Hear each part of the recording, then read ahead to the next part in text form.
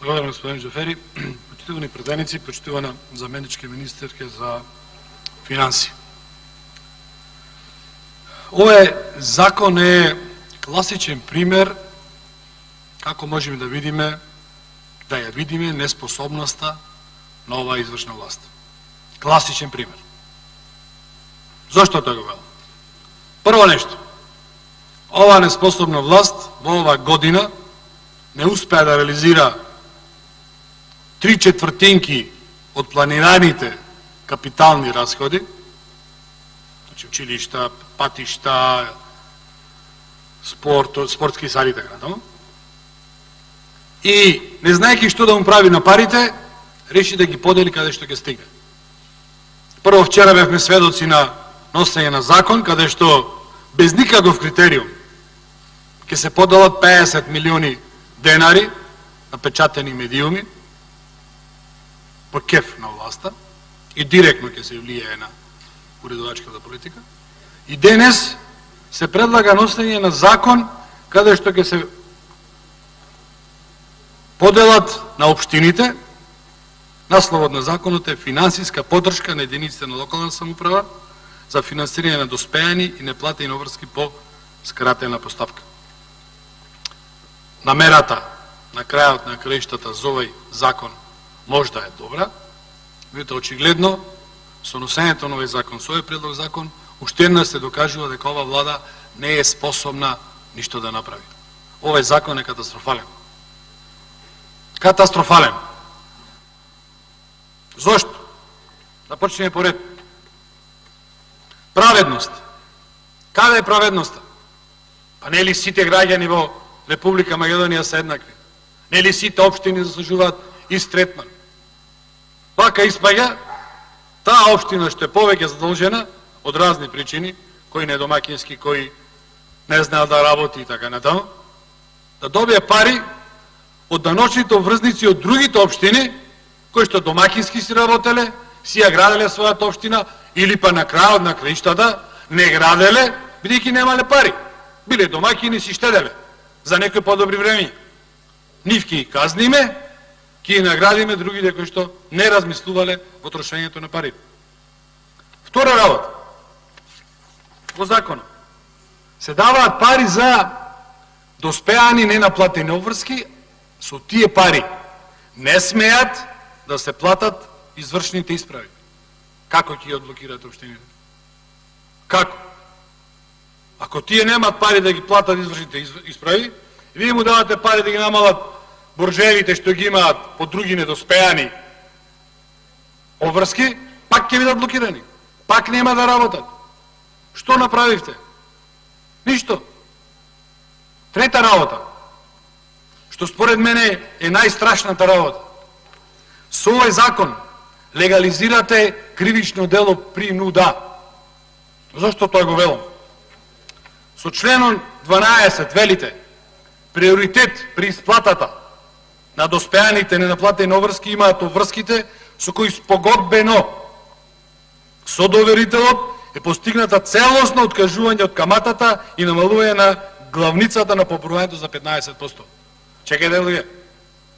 Тие фирми си работеле честно кон општината. И сега треба ние да ги принудуваме да се откажат од до 15% од парите кои што му се заработени.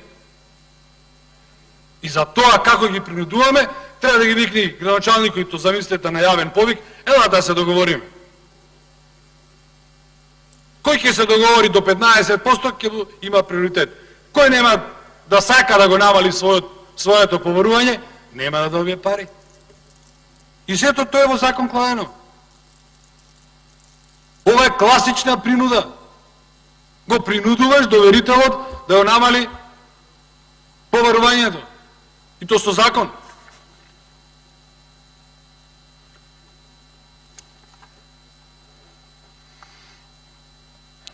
Друга работа. Еден мој колега кажа, во овие износи што се тука наведени, кај што борџат општините, требаше да доставите објаснување по кој основ се борџат парите. Конкретен пример ќе ви дадам. Доаѓам од општина Битола.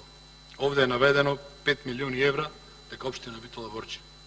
Не знам дали знаете, ево јас ќе ви кажам, 4,5 милиони евра од овие 5 милиони евра се борч за образование, за превоз и за нафта. Значи, ако сакаме да го решиме проблемот, треба да мениме методологијата за дотации во областа на образованието спрема општините. А не со носење на брз и не измислен, не промислен закон, како што беше пред извесен период за градскиот превоз, што треба да види обврска на општините да го користат при превоз на ученици, и да направите поголем хаос. Елате во Битола да видите како се превезуваат учениците до училиштата. Хаос не види. Кој си оди со такси, кој си оди со приватно возило, па сега општина да се пофали дека ќе им ги субвенционира парите за идењето до училиште, меѓутоа треба да достават фискална сметка. Па после се сетија на гениално решение да земат 3 софистицирани автобуси од јавното сообраќајно предпријатие од Скопје за превоз на ученици. Грејењето внатре е со ќумбе на средина на автобусот, веројатно на дрва или на јаглен од рек Битола ќе го земат, бидејќи сега животната средина ни е чиста во Битола со идењето на новата власт. Луѓе, носите закони кои што не се применливи. Носите закони кои што место да ги решаваат проблемите, ги усложнуваат. Тоа не е добро за граѓаните. Не е добро за нас како парламент. Не е добро ни за владата, меѓутоа пак ќе кажам, ние сме избрали владата. Владата колку знае, колку уме, ево нека се труди, нека работи. Тоа што знае ќе го предложи, меѓутоа ние аминуваме тука. Ние како пратеници велиме, супер е законот, терајте. Законот везе нема. Ни со супер, ни со решавање на реални проблеми. Да не рече дека само критикуваме, сметам дека овој закон треба да се повлечи. Сметам дека треба да се направи анализа што од борџот на општините е за што. Сметам треба подхитно да се направи нова методологија за дотации во образованието, бидејќи и после овој закон, после реализирањето на овој закон, ако не се тоа промени, за 2 години пак ќе дојдеме до истиот проблем кој што ги имаат општините, оние кои што ги имаат со превозот во образованието. Сметам дека новиот закон, веќе ако ги имате тие пари, а ги имате, не знаете да ги потрошите во инфраструктурни објекти, па се треба да ги поделите. Ако веќе треба да му се подалат на општините, тогаш да ги поделиме врз основа на некој друг клуч, а не врз основа на колку имале доспеани, а не наплатени обврски. Или клуч, тоа што е по доспеано, нормално, тужено, блокирано да се одблокира, или по старост, тоа фактура што е постара да има приоритет, да се елиминира субјективизмот, да се елиминира директното договарање на градоначалникот со фирмите кои што побаруваат пари. Луѓе ќе ставите градоначалниците во незгодна ситуација. Утре, други ден, ќе се јави сомнеш зошто тој доверител се сложил да го намали побарувањето на 10% или на 15%. И при делењето на оваа помош, сметам дека треба да имаме во предвид која општина домакински работи, тоест која општина процентот на собирање на даноците е поголем, кај која е помал. Тој што повеќе се труди, тој што си ги собира даноците на време, сметам дека треба да доби поголема помош, бидејќи го бидва домакине работи.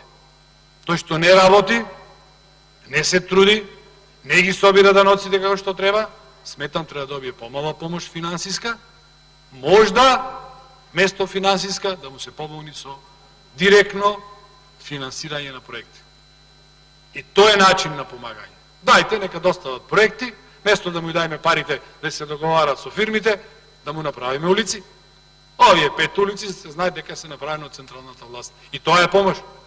Ветиле нешто пред граѓаните, не можат да исполнат заради немање пари, ево на овој начин ќе му се помогне. Благодарам.